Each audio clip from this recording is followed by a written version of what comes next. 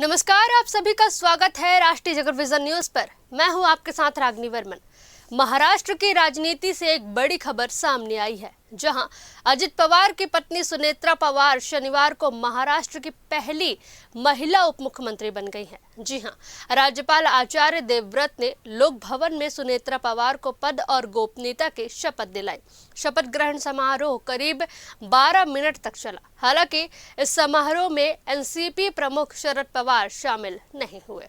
इससे पहले दोपहर में एनसीपी विधायक दल और विधान परिषद सदस्यों के विधान भवन में बैठक हुई, जिसमें सुनेत्रा पवार को सर्वसम्मति से पार्टी का नेता चुना गया। डिप्टी सीएम पद की शपथ लेने से पहले सुनेत्रा पवार ने राज्यसभा सांसद पद से इस्तीफा दे दिया था।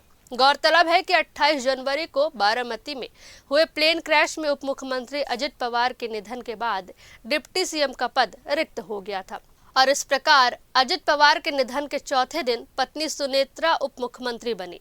विधायक दल का नेता चुने जाने के बाद और उप मुख्यमंत्री पद की शपथ लेने से पहले सुनेत्रा पवार ने आधिकारिक आवास देवगिरी बंगले में अजित पवार को श्रद्धांजलि भी अर्पित की। इसी के साथ महाराष्ट्र की राजनीति में यह घटनाक्रम एक नए अध्याय की शुरुआत माना जा रहा है। फिलहाल इस खबर में बस इतना ही। देश प्रदेश की खबरों से अपडेटेड रहने के लिए हमारे चैनल को सब्सक्राइब करें और नए खबरों की नोटिफिकेशन के लिए बेल आइकॉन जरूर दबाएं। नमस्कार।